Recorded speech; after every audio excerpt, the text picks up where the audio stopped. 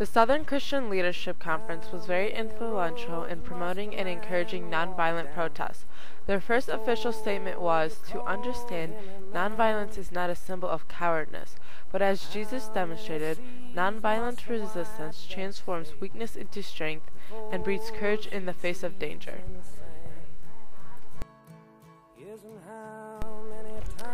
Martin Luther King Jr. was an important leader in the civil rights movement and became the symbol for nonviolent protests. He followed Gandhi's philosophy of nonviolence as the only way to achieve victory.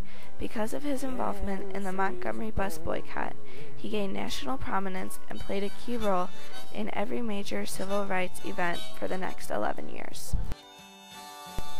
Before Malcolm X returned from Mecca, he proclaimed that nonviolent protests were pointless. He argued against integration, too.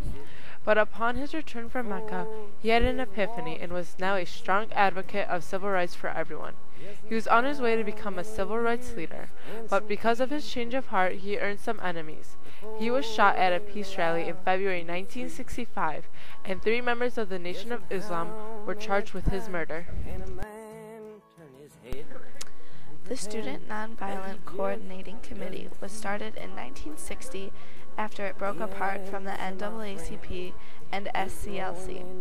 The leader, Ella Baker, wanted to give young African Americans the chance to play a greater role in the movement. One of their most influential leaders was Robert Moses, a former teacher who wanted to be involved in the civil rights movement.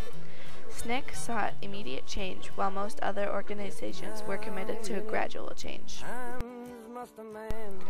Sit-ins were a common way for African Americans to get involved in the civil rights movement.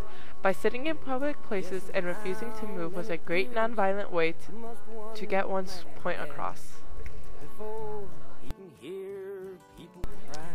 People would come from all around to march together in a peaceful protest for equality. They would march from city to city and often needed protection from people who did not support the civil rights movement. Signs were carried and songs were started to encourage one another on the marches. Martin Luther King Jr. would often join the marches and give speeches that encouraged and helped the marchers to continue. One major march included the March on Washington, which took place on August 1963. Celebrities and famous athletes came together with normal people to take part in the peaceful and orderly march.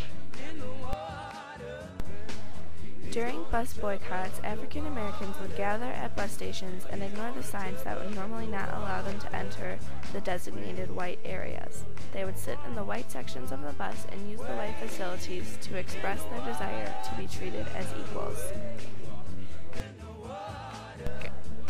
Young black and white people would enter a bus station together and share seats and intermingle sections. They would drive from city to city, even though it was sometimes at the cost of their own safety. The major freedom ride departed from Washington, D.C. on May 4, 1961. Despite many acts of violence against the riders, they finally made it to Jackson, Mississippi on May 24th. Their original destination was New Orleans, but arrests and the tired people caused that ride to finish up early. The nonviolent protests were essential in helping our country become the true united nation we are today.